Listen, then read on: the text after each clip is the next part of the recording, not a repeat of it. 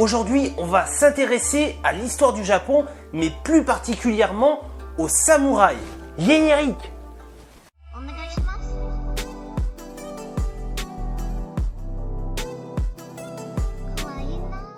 Bonjour. Alors, est-ce que tu sais quelque chose sur les samouraïs? Je sais qu'ils étaient des grands guerriers au Japon et qui suivaient un code d'honneur et qui maîtrisaient à la perfection le katana. Bon je crois que tu as tout résumé c'est tout. La vidéo peut se terminer. Non mais, vous inquiétez pas, il vous fait marcher. De toute façon, on commence que la vidéo, donc vous allez apprendre plein de choses. Et moi aussi. Et qu'est-ce que t'as fait? Moi aussi, je suis un grand guerrier avec des super pouvoirs de la japette. Ne refais mais ça. T'as recommencé. Allez, sans plus attendre, il est temps de découvrir l'histoire des samouraïs.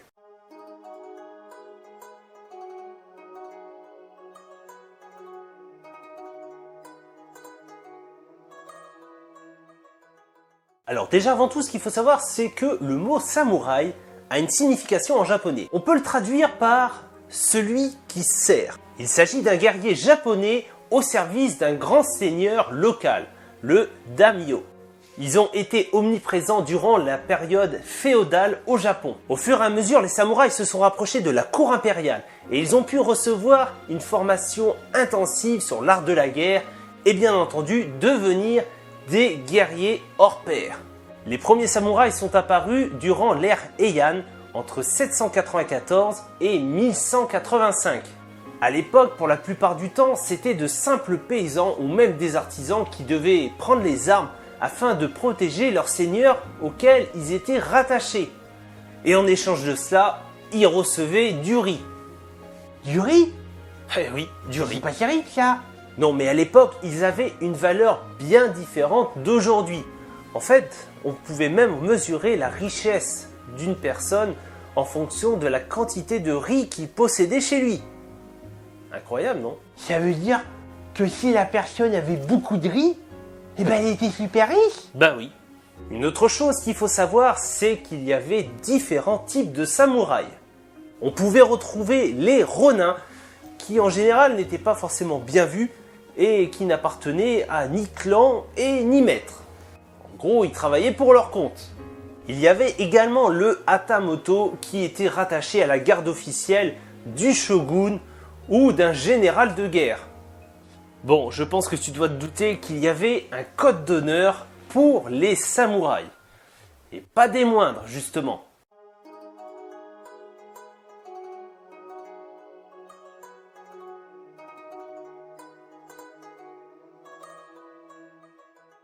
Les samouraïs sont des soldats montés d'élite au service de l'empereur avec un code d'honneur très strict appelé Bushido que l'on peut traduire par la voie du guerrier.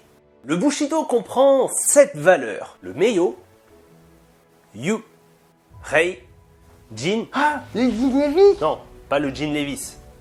Makoto, Chu et Ji. Ce code d'honneur est issu du bouddhisme zen et il prend une place importante dans le destin du samouraï. Il promet fidélité, loyauté, honnêteté et bravoure envers son maître. Si ce dernier se voit tué, le samouraï est alors déshonoré.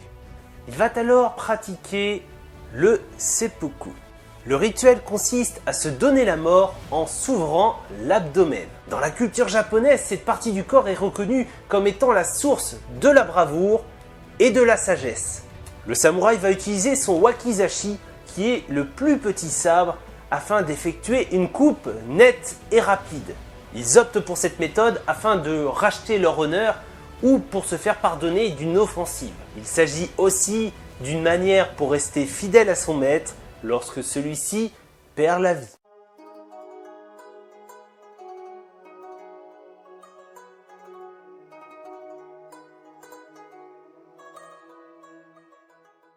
Le samouraï est un expert dans le maniement des armes. Il faut longtemps pour devenir un vrai samouraï?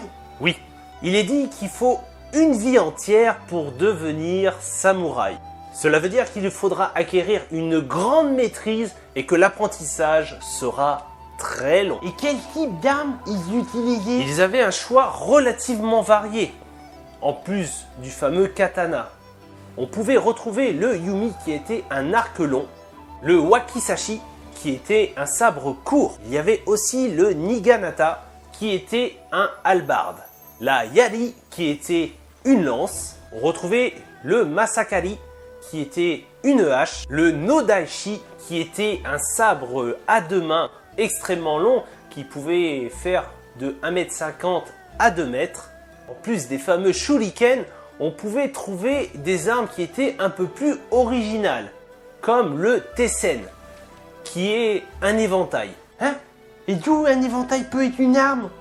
L'éventail était en fer et il pouvait contenir soit un petit couteau ou tout simplement être extrêmement affûté afin d'être tranchant comme une lame de rasoir. L'avantage de cette arme, c'est que c'était facile à dissimuler et les samouraïs pouvaient également les porter lors de soirées où les armes étaient interdites. Sur les champs de bataille, ils pouvaient également s'en servir pour émettre des signaux. Et dans l'eau, ils pouvaient aussi s'en servir comme des palmes. Pratique, au moins polyvalent. Ah oui, en effet, il cachait bien son jeu.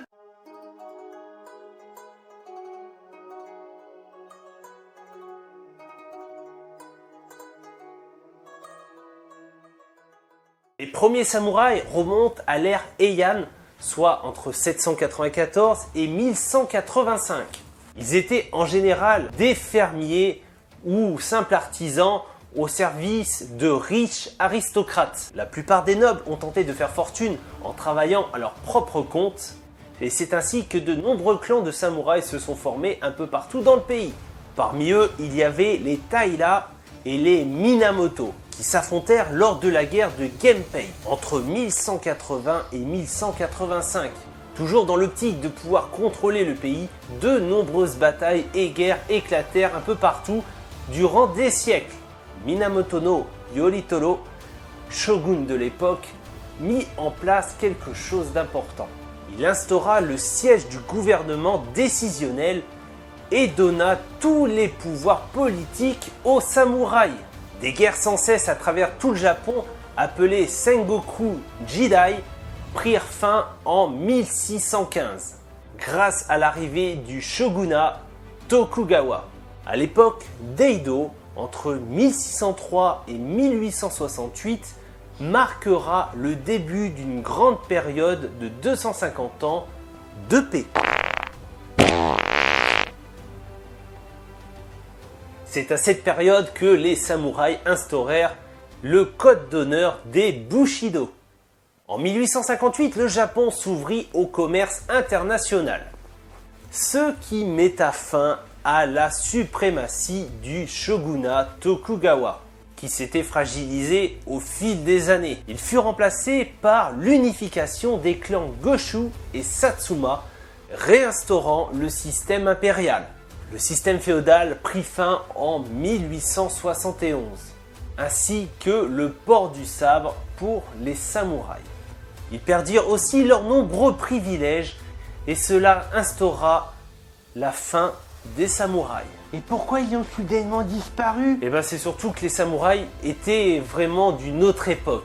Et avec l'évolution et l'ouverture du Japon au monde,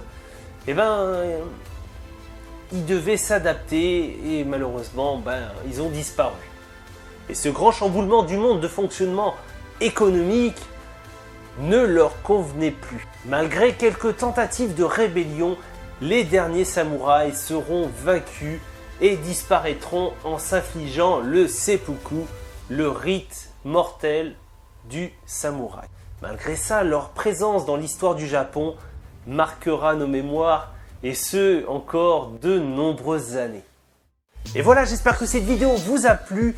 J'ai bien entendu pas trop approfondi dans les détails, les histoires, les personnages. Je n'ai fait que survoler vraiment les grandes lignes de l'histoire des samouraïs. N'hésitez pas à liker, commenter et partager la vidéo. Et aussi, abonnez-vous. Vous pouvez toujours me rejoindre sur ma chaîne secondaire Lifestyle, mais aussi sur ma chaîne Twitch où je fais des live gaming quotidiens. Et si vous voulez des exclusivités, vous pouvez me suivre sur les réseaux sociaux comme Discord ou même Instagram où je poste nombreuses stories et photos. En attendant, portez-vous bien, prenez soin de vous et je vous dis à très bientôt. Ciao!